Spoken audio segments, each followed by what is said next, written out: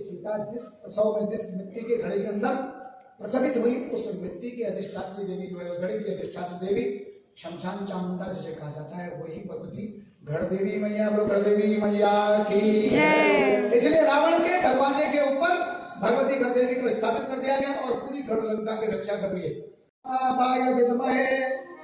शिवरूपाय धीमहि तन्नो गंगानाथ प्रचोदयात्। और गंगा जी कैसे हैं? बहुत ही सहज और सरल देवता हैं, बहुत ही सहज और सरल देवता हैं और उनकी कृपा बहुत जल्दी हो जाती है। परंतु सहज और सरल देवता हैं, फूल से तो मान जाते हैं, परंतु अगर अप्रसन्न हो गए ना तो गंगानाथ जी को मनाने के सामर्थ्य किसी में नहीं। एक राजा हुए भवयचंद, नाम क्या था? भवयचंद नाम था। और आज आपको मैं गंगानाथ जी की कथा, जिन्होंने पहले सुनी, अच्छी बात नहीं सुनी है तो वो कथा सुनाऊंगा कि जो आपके जागरों में नहीं है। जागर को अगर आप कभी सुनोगे, जागर में जो गंगानाथ जी की कथा है उसको अगर सुन लोगे तो कभी गंगानाथ जी की पूजा नहीं करोगे। उसमें नंबर 1 का आशिक मिजाज, बाबा होकर के किसी ग्रस्त विवाहित स्त्री के साथ दुष्कर्म करके संतानोत्पत्ति करने वाला बताया गया। इसीलिए गंगानाथ बिगड़ गए सकते। जिसने मातृभाव से देखा हो और उसको, जिन्होंने उसे अपना शिष्य माना हो, ऐसे व्यक्ति को धूर्तता के कारण, गलतफहमी के कारण मार दिया गया हो, उन्हें भटका दिया हो, तो क्या वो व्यक्ति दोबारा से उसे वही चीज रिपीट करोगे? वो प्रसन्न होंगे या खुश होंगे या नाराज होंगे? क्या होंगे? कोई चरित्रवान व्यक्ति के चरित्र में आप दाग लगा के तू तो बहुत है चरित्रहीन छे, यश छे, उस छे, तबे तो तू बड़ बाबा ऐसे, तो बाबा गुस्से में आते हैं। आपने देखा होगा गंगानाथ का अवतरण कभी, और मेरी समझ में ये नहीं आता अवतरण होते समय गुस्सा क्यों होने वाले हो? या तो उनमें शांति होने देने में गुस्सा इसलिए करते हैं क्योंकि या तो उनका अवतरण सही तरीके से नहीं कराया जा रहा या वो प्रसन्न स्थिति में नहीं। तो देवता का अवतरण होने में तो पहले आज मानते हैं, क्या होने में गंगानाथ जी के नाराज होने का कारण यह है क्योंकि कथा जो आज जागरों में कही जा रही है वो गंगानाथ जी की कथा है ही नहीं। उस कथा को सुनने के बाद गंगानाथ कभी प्रसन्न नहीं हो सकते, हमेशा नाराज रहते हैं। इसलिए कथा क्या है वो सुनिए। बोलो गंगानाथ भगवान की सुन लियो धाता आज मेरी, ओ आज मेरी सुन लियो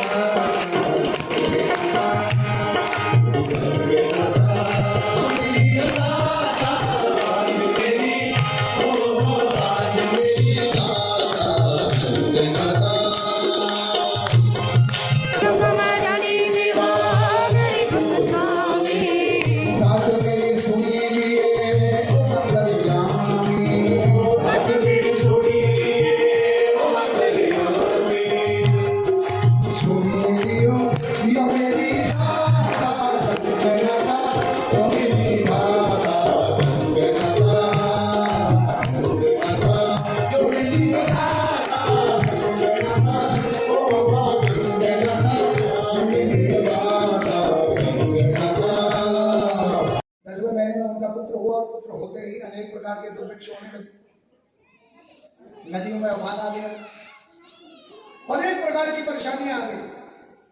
आचार्य जी को बुलाया महाराज जी, भवयचंद जी, हमारा देखिए तो क्या है, तो कुंडली खोल करके देखी, बोली महाराज ये लड़के को वक्त से पहले निपटा दो। क्या मतलब? क्या बोल रहे हो? बोले ये मूल नक्षत्र में पैदा हुआ है, मूल के भी सबसे कठिन पद में उत्पन्न है, और महाराज इसका और आपका एक ही नक्षत्र है, एक ही राशि है, इसलिए ये तो आपके लिए बहुत ही खतरनाक है। राजा भी मूल नक्षत्र वाले हैं और साथ में धनु राशि वाले हैं, और बेटा भी मूल नक्षत्र में और धनु राशि में और द्वितीय चरण में पैदा है। देखो, एक तो मूल में पैदा है, द्वितीय चरण में बाप के लिए वैसे खतरनाक, और दूसरा बाप और बेटे का एक ही नक्षत्र वैसे खतरनाक, डबल डबल। मैंने कहा महाराज बहुत खतरनाक है, निपटा। बाबा जी कैसी बात कर रहे हो महाराज? पूछी क्या बड़ी मुश्किल से बुढ़ापे में तो औलाद मिल रही है और तुम कह रहे हो खत्म कर दो। और बाबा वैसे होंगे जो अपने बच्चे को मारेंगे? बोले नहीं, कोई उपाय तो होगा। बोले महाराज एक काम करते हैं, तुम्हारे चल तो जोगियों में बनी, हमारे बाबा नहीं बने जोगी, जोगी बना दे। जोगी आने का मतलब किसी बाबा को दान कर देते थे, फिर बाबा जी उसे अपना नाम देते थे, फिर उससे बाबा जी से फिर वापस ले लेते थे, उससे उसके कष्ट दूर हो जाते थे, या उसके द्वारा जिनको कष्ट होना है वो कष्ट दूर हो जाए। नामकरण किया गया और नाम क्या रखा गया? बाबा जी वाला गांधी। क्या नाम रखा गया? गंगाधर। गंगाधर, गंगापाल, गंगादेव, गंगाचंद्र जी लोग, मतलब गंगा भगवान शिव के नाम पर रखा गया। बालक बड़ा हुआ और बालक इतना खतरनाक है, अपने उम्र के जितने भी मिल रहे हैं सबको पटपटा देने वाला। कोई नंदन खेल करो को दादी को मुंह फूट जाता। इतने परेशान हो गए लोग कि भैया ये राजा का बेटा नहीं हो गया, ये तो हकीकत में अच्छा लक्षण है, खेल हमारा सब गड़बड़ कर दिया। जब इस प्रकार से अनेक प्रकार की परेशानियों से जब जूझने लगे तो तब तक लड़का हो गया 11। तो आए सब बोले महाराज हमारा होने वाला भाई सम्राट तो अभी से इतना खतरनाक क्रूर है, जो सारे लक्षण होते हैं तुम्हारे लड़के में, महाराज कुछ करो इसका। तो आज पिता ने उसे एकांत में ले जाकर बढ़िया से उसकी फिटनेस करी। कहा कि मुझे मुंह मत दिखाना, तो क्योंकि मुझे बचपन में कह दिया था कि तुम्हारे लिए बहुत ही कलंकित होगा, इसी समय तुझे मार दिया होता, फेंक दिया होता, बहुत अच्छा होता, भाग जा मेरे वहां से। आज पिता ने जब ऐसा कहा तो सिक्स सेंस कर दिया, कहते ना अभी तक तो वो किसी की समझाने में आते नहीं थे, राजा के पुत्र है करके। आज पिता ने जब ऐसा किया तो ऐसा अपमान हुआ, तो आज कर माँ से बोले माँ चले जाता आज्ञा दे। बोले कहा? बोले माँ हकीकत मैंने इतने पाप कर दिए, मेरा जन्म ऐसा है कि मेरे जन्म से पूर्व से ही मेरे गर्भ में आता ही ऐसी ऐसी परेशानियां हमारे राज्य में हो गई। कल मैं अगर राजा बनूंगा तो विनाश के अलावा कुछ नहीं होगा, तो ऐसे मेरी विनाशकारी राज्य में कोई आदमी रहेगा ही नहीं, जनता ही नहीं रहेगी, तो फिर राजा क्या करेगा? इसलिए मैं जा रहा हूँ। कहाँ जाएगा? ऐसी परेशानी में कहाँ रहेगा? जब वह पूछो ठंड पड़ो चला हुआ के कर ले, जब वह सोना मेहनत मूसलाधार बारिश हो हुआ के कर ले, जब वो जेठा महीना करनी पड़े हुआ के कर ले, कौन पार सरो ऐने राजो चलते तेरा सब कुछ संसाधन बहुत मिल दी। जो जिसने पैदा किया उसने हमारी व्यवस्थाएं भी सब कर रखी है, इसलिए मैं जा रहा हूं। पकड़ा अपना कमंडल, वही नेपाली चिमटा पकड़ा और रस्सी बांधी कमर में आला, चल बढ़ो। बाबा भोलेनाथ का भजन करते हुए निकल गए। हरे शंभो जय गौरी शंकर जय शंभो, जय शंभो जय शंभो, जय गौरी शंकर जय शंभो। अपने गुरु गोरक्षनाथ जी की सेवा की, तब गुरु गोरक्षनाथ जी ने 12 वर्ष बाद से अपनी दीक्षा दी और कहा जाओ भगवान का भजन करो, अलग हो। और वही बालक भगवान का भजन करते करते करते करते कहां पहुंच गया? अल्मोड़ा। कहां पहुंचा? अल्मोड़ा। जागन्नाथ जी के मंदिर के पास पहुंच गया। उधर सब मंदिरों के दर्शन किए तो एक वृक्ष के नीचे एक छोटी सी धूनी जला करके बैठे। अब जब देखते हैं लोग राजकुमार इतना सुंदर है देखने का, और मूल नक्षत्र वाले अक्सर बहुत सुंदर होते हैं। अच्छा ये क्या जोगी बन गया? आते जाते हर आदमी उन्हें देखता है। बाबा जी बेटी देखा तुषार पड़ना बर्फ पड़ना है क्या हमारे घर? नहीं गए।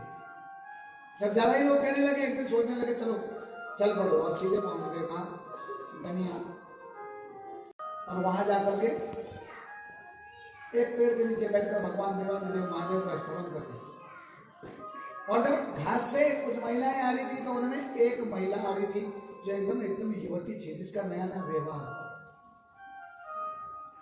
और बड़ी दयालु स्वभाव की थी। जब उसने देखा पांडेयों की लड़की है, जोशियों की बहू है, तो उसने उसे देखा तो उन्होंने कहा बाबा जी ये ठंडे में मर जाओगे तुम, क्या कर रहे हो? उन्होंने कहा बस मरेंगे तो उसके लिए जिएंगे, उसके लिए अगर उसे जरूरत होगी तो रखेगा, नहीं जरूरत होगी तो नहीं रखेगा। बोले नहीं बाबा चलो मेरे घर चलो। बोले नहीं देवी मैं किसी के घर में। बोले महाराज एक काम करो। उसने उन्हें उपदेश दिया आत्मा धर्म तो रक्षा। बोले तुम कौन हो? बोले मैं जोशियों की बहू हूँ, और विवाह करने के ही 2-3 दिन के बाद मेरे पतिदेव मेरे पिता मेरे ससुर जी लोगों के साथ माऊ ने यानी बाबर ने ली ऐजान ने। अच्छा बोले महाराज वहां आप आओगे मेरे जानवरों की थोड़ा देखभाल हो जाएगी, और एक मुरमुरानी बात होती। बाबा जी ने भी कहा चलो शरीर की नहीं करनी, गाय के गोश्त को वहीं रह गए।